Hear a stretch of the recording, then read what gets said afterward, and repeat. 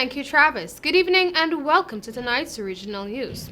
Prime Minister Ralph Gonsalves has described the recent travel advisory by the United States advising its citizens to avoid non-essential travel to St. Vincent and the Grenadines and a number of other CARICOM countries as, I quote, hilarious, like it's Comedy Central, end of quote. I quote, what is laughable though is that the United States put out an advisory. The thing is hilarious. I mean, like it's Comedy Central. Imagine the United States of America. Their authorities said you must have an advisory to all the CARICOM countries that you go, only if it's essential travel. All except Haiti and Guyana and I think Suriname, end of a quote, Gonsalves said. He noted that the bulletin also advises against travel to Barbados, St. Lucia, Grenada, all of these countries which are doing quite well, Gonsalves said. Gonsalves made a comment after noting the impact of COVID-19 on St. Vincent and the Grenadines, which, as of Saturday, had recorded 57 cases, all mild, of the viral infection, 55 of whom have recovered. The Prime Minister pointed out on NBC Radio that there has been no COVID-19 related deaths in the country, and the 2 persons who were placed at the state-run isolation facility were so warded because of recalcitrance rather than severe illness. He contrasted this to the United States, which took 99 days to reach its first million cases and another 16 days to record 4 million cases. I quote, and they are now on to 5 million. The United States of America has 4.2% of the world's population.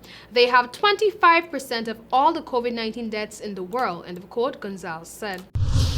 And now for a story from Anguilla. With American Virgin Islands confirming it would shut its borders to worldwide vacationers this week, Anguillan officers have mentioned they may start accepting functions for entry. Guests will be capable to journey to the Caribbean island from August 21st.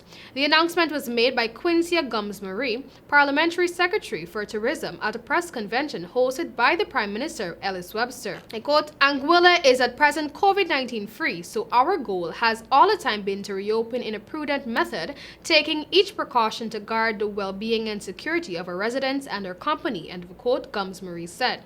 Gomes-Marie said that very strict protocols have been established, grounded in their capacity to include and mitigate the dangers of an imported case. As of Friday, guests wishing to enter Anguilla might begin the pre-registration course online on the Anguilla Vacationer Board's website.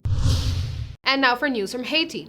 It is critical that Haiti hold a delayed vote and strengthen the rule of law and human rights, U.S. Secretary of State Mike Pompeo told President Jovenel Moïse on Sunday at a meeting after more than 6 months of rule by decree in the Caribbean nation. Haiti has been without a parliament since January after missing a deadline to hold legislative elections. Moïse has yet to set a new date for elections. Moïse said the conversation had focused on the organization of the election. I quote, like me, our American partners believe that elections remain the ideal way for democracy to survive, end of quote, Moïse tweeted.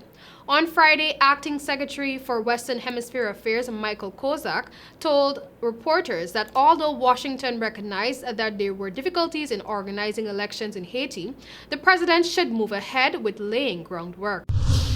And finally, in Trinidad and Tobago, the Election and Boundaries Commission (EBC) was still unable to finish the recount process for the St. Joseph constituency on Sunday, which meant it was unable to finalize result of the 2020 general election almost a week after it occurred. The People's National Movement (PNM) Terence Dial Singh and United National Congress Aloy Hunt are the contenders in this process. The EBC has complained that the recounts were slow because UNC candidates did not fully cooperate with the presiding officers in charge of the processes. The recounts have delayed the swearing-in of a new government following last Monday's election, where the PNM claimed a 22-19 margin of victory over the UNC. Once the EBC can complete the process, it will ratify the results and send it to President Paula May Weeks, who will then invite the leader of the party that won the most seats to form the next government. That was all for tonight's regional news. Thank you for joining.